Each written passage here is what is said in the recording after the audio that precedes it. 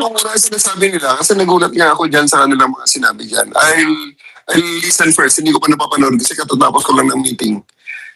Okay, panoorin ko muna. Na? Pero General Torre, lilinawin ko, tinawagan ka ba? Tinawagan ng? Ng 18 Marines, may tumawag daw sa'yo. Na 18 Marines, nagdebate daw kayo. Sino yun? Hindi ko pa napapanood kasi bakit ako natawagan at ano ba siya? Sino ba siya sa buhay? Para daw yung bumaliktad daw sa notary affidavit nila. Oo. Ako ang tinawagan? Sandali yan. Parang ano ba yan? Tinawagan ka daw nila. Ay, hindi. Tumawag ka daw pala sa kanila. Ikaw pala yung tumawag sa kanila. Tapos, nililigaw. Teka muna. Alamin ko na lang muna, no? Kasi masyadong, paano ko nakuha ang number nila? Oh, yun na nga, General Torre. Di ba mga minamahal, nakakawalang gana? Oo, ultimo nga itong si Torre. Dinawit pa. Di nyo ba alam, mga minamahal, ultimato itong si General Torre. Dinawit. Oy, oo, totoo. Si General Torre dinawit, mga minamahal. Diyos ko naman, nakakaloka. Sa mga hindi nakakaalam, ha, si General Torre dinawit nila. Putragisan, kahit ako si General Torre, mumurahin ko to. Anong katarantaduhan nitong mga hinayupak na to para idama yung pangalan ko? Ang lalakas ng tama ninyo. Oh, panoodin natin to, mga minamahal.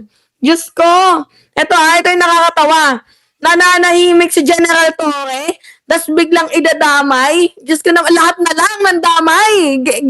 Alam niyo, yung whole point talaga nito, sirain yung mga taong naninindigan.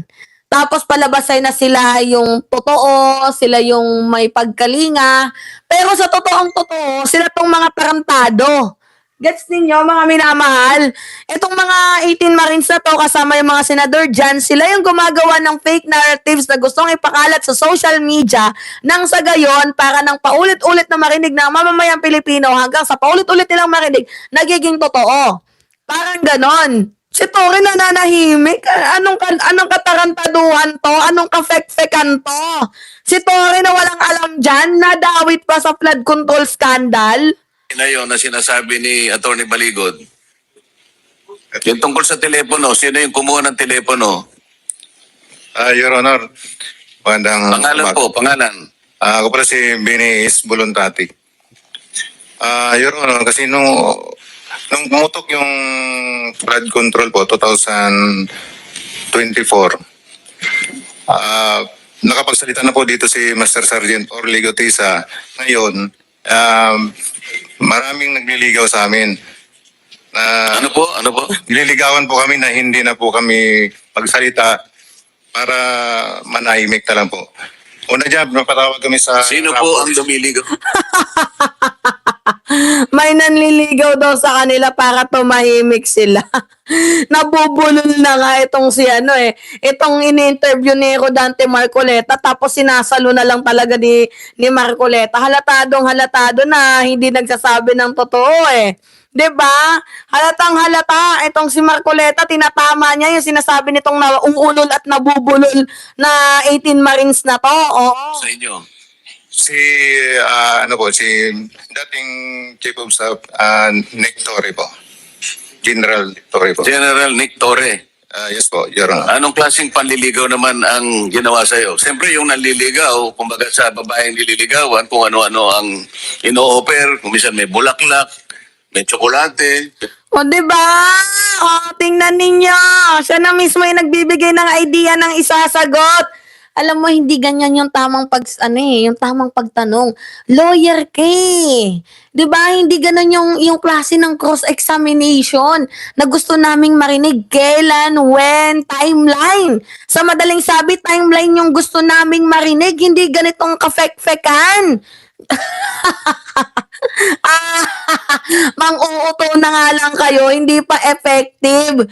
Diyos ko, alam niyo yung gusto nilang mangyari, patahimikin sila, yung minority, patahimikin, lahat ng nasa admin na sinisikap na busalin itong mga magnanakaw sa gobyerno, sinisikap nilang sirain at patahimikin. Even si General Torre na nananahimik, biglang nadawit pa, no? Uy, si General Torre nanliligaw para tumahimik yung 18 Marines. Like, huh? Paano nangyari yun? Nakikita ang kagandahang loob, lalaki, para lang maibig mo. Anong klaseng panliligaw ang ginawa niya? Una, Your Honor, ginausap kami na pirma ng affidavit na walang bisa namin yung mga sinasabi ni Orly Gutesa po. Ibig sabihin, pinagagawa kayo ng affidavit na huwag ninyong patotohanan yung mga pinagsasabi. Kita ninyo, nabubulol na. Itong 18 Marines na to, nabubulol pero sinasalo ni ni Marcoleta, sinasalo niya. So, 'di ba? Tingnan niyo yung pagkabulol ha. Tingnan niyo yung pagkabulol. Orly Gutesa po. Ibig sabihin, pinagagawa kayo ng affidavit Walang bisa namin yung mga sinasabi ni Orly Gutesa po. Naririnig ninyo, 'di ba, nabubulol tapos sinasalo ni Rodante Marcoleta na pinapagawa kayo ng affidavit na para sabihin hindi patotohanan yung mga sinabi ninyo. Sinasalo ni Rodante Marcoleta. Ikaw, Marcoleta, yung wag kumurap kasi pag kumurap ka, baka pangalan mo yung nakasalalay, nakasandal dito. Diyos ko naman. sabihin, pinagagawa kayo ng affidavit na huwag ninyong patotohanan yung mga pinagsasabi Opo, Your Honor. na nauna ni Sergeant Gutesa. Opo, Your Honor. Pumayag ba kayo?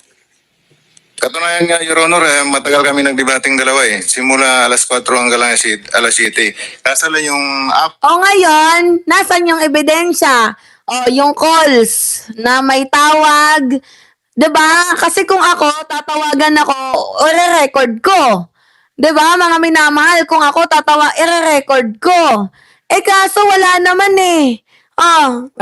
Ito i-try nating tawagan si General Torre. Diyos ko naman, nadama yung pangalan ni General Torre. Oo, kakaloka. Try natin tawagan ha. General Torre, live tayo. Live po tayo. Madaming nagtatanong, General. General Torre. Hello. Yeah. Live. Madali lang, nasa meeting kasi ako. Okay po. Naka-live po sana tayo ngayon. Inaabangan, ang daming viewers ang nakanood. Regarding sa 18 Marines, tinawagan. Ano muna sinasabi nila? Kasi nagulat nga ako dyan sa kanilang mga sinabi dyan. I'll listen first. Hindi ko pa napapanood kasi katatapos ko lang ng meeting. Okay, panoorin ko muna. Pero General Torre, lilinawin ko, tinawagan ka ba? Tinawagan Ng 18 Marines, may tumawag daw sa'yo. Na 18 Marines, nagdebate daw kayo. Sino yun? Hindi ko pa napapanood kasi bakit ako tatawagan at ano ba siya? Sino ba siya sa buhay? Para daw yung bumaliktad daw sa notary affidavit nila. Oo. Ako ang tinawagan? Sandali yan. Parang ano ba yan? Tinawagan ka daw nila. Hindi. Tumawag ka daw pala sa kanila. Ikaw pala yung tumawag sa kanila. Tapos, nililigaw. Teka muna. Alamin ko na lang muna, no? Kasi masyadong, paano ko nakuha ang number nila? Yun na nga. General Torre. Sandali, I'm quite very busy right now. Tawala na lang kita mamaya pag meron akong sagot, ha? Okay, sige po. Salamat, General Torre. Maraming salamat daw. Madaming viewers natin ang nanonood. Thank you. 'Di ba? See? Nakukonta ko si General. 'Di ba? Paano nakuha ni General Torre yung number nila? Nakita ninyo. Mga minamahal. See? 'Di ba? Paano? 'Di ba? Paano nakuha ni General Torre yung number nila? Nakita nyo, live to. Live to. Tinawagan natin si General Torre. 'Di ba? Syempre busy si General. Kung hindi siya busy, di nasagot niya yung mga katanungan natin. Paano niya nakuha? Paano siya nadawit? Sa papaanong paraan? 'Di ba dinadawit siya ng 18 Marines? O, di ba? Long live! Di ba? Naka-live tayo pero may contact tayo kay General Torre. Di ba? O, sinagot niya yung tawag natin.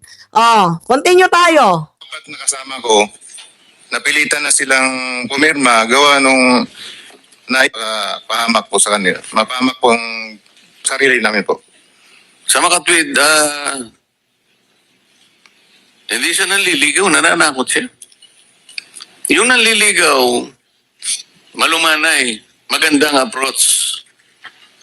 Pero natakot ang mga ibang kasama mo, nakapirma doon sa kanyang nakapirma ito. kagustuhan na huwag patotohanan yung sinasabing nauna ni Sergeant Gutesa. Yes, Your Honor. Bali, 5 kami po yung pumirma. Ako yung pinakahuling pumirma. Pero ngayon, sinasabi mo na napapirma ka lang dahil napilitan ka lang. Yes, Your Honor. Pagkatapos noon, ano naman ang pabuya na binigay sa'yo kung meron? Binigyan kami ng 50,000, Your Honor, para sa disturbance namin. Pakiulit nga po, magkano po? 50,000, Your Honor. Yen, Pesos. pesos. Opo. Sino nagbigay? Yung si Annalisa Gaspar po. Yung staff niya doon po. O ano naman ang, bakit niya lang kayo binigyan? Kayong lahat binigyan ng 50,000 pesos Yes, Your Honor. para manahimik.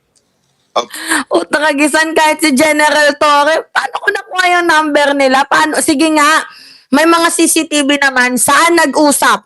Yan yung unang tanong. Abogado, si Marcoleta, tatanungin nyo, saan kayo nag-usap? 'Di ba? Kung sa telepono man, nasaan nung panahon na yan si General Torre? Ano yung number ni General? Kulang sa rehearsal. 'Di ba, mga minamahal?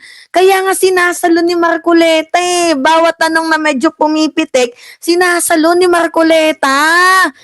Ay, my goodness gracious. Ano ba naman yan? Ano ba naman tong kakultuhan na to? Talaga itong bulldog na to, lakas ng amats. Huwag patibayin o patibayan ang pinagsasabi ni Sergeant Gutesa. Opo, Your Honor. At saka sa mga sunod na araw, Your Honor, pinatawag naman po uli kami na yung lahat ng cellphone po namin ibibigay po sa kanila. Sa anong dahilan? Papalitan po ng mga bago po, iPhone po. Ano bang klase yung mga cellphone nyo? Nokia? iPhone 16. So papalitan nila ng mas maganda. Yes, Your Honor. Alam ninyo yung dahilan kung ba't nila gagawin yon. Kasi nandun yung mga picture namin, Your Honor, na nakasave sa cellphone po namin. O ganun palang nangyari, paano kayo nagkaroon pa ng mga litrato Your na Honor, nasama dito sa inyong pinagsamang salaysay? meron po kaming nakasave sa iCloud po namin. Nautakan mo rin siya, di ba? Yes, Your Honor. Ay, nangyayaan. Nakasave sa iCloud. Di ba bibigyan ka pa lang ng cellphone? Di ba bibigyan pa lang kayo ng cellphone na iPhone 16? So, bibigyan pa lang ng cellphone na iPhone 16. Tapos nung nagpicture, naka-iCloud pa. Parang niloloko nyo ako. Ako naka-iPhone 17 ako. Naka-iPhone 17 ako, ha? Oo. iPhone user ako. Meron pa tayo ditong isang cellphone. iPhone user tayo, mga minamahal. Yung putik na yan. Hindi, ganito kapag ikaw ay isang iPhone user, bumili ka ng bagong cellphone, kailangan mo munang gumawa ng iCloud. Gumawa ng iCloud. Diba? Kailangan mo munang gumawa ng iCloud. So ngayon, dahil bago yung cellphone, kung binigyan man kayo ng bagong cellphone, tapos, nakapag-picture kayo, wala pang iCloud yun. Wala pang ganon. Wag nga kami, Marcoleta. Lakas naman ng tama ninyo. Sino yung mga naka-iPhone dito? Di ba kapag bibili ka ng iPhone, kailangan nyo munang gumawa ng panibagong iCloud? So, paano nangyari yun? Di ba paano nangyari yun? Na mayroong, Diyos ko naman, para naman kaming mga pinanganak kahapon. Di ba tama ka, Ramil Cruz, kailangan ng new iCloud doon. Oo, para kung gusto mong masave yung ano mo, or di kaya yung iCloud mo na dati, i-login mo. Paano kung kabibigay lang? Diba? Diyos ko naman. Nanloloko na naman to. Ano ba naman tong si Marcoleta? Tapos ngayon, dinidiin ninyo yung pera galing kay PBBM. Ha? Dinidiin ninyo yung pera galing kay President Bongbong Marcos. Yan yung gustong mangyari ni Marcoleta na ang ending madiin si PBBM. Natatawa ako Ang gusto nilang mangyari, ma-ending na madawit yung pangalan ni PBBM. Pero ang nangyaring ending, si Marcoleta may warrant. Yun yung hindi may pagkakaila. Si Marcoleta yung may warrant. Diba?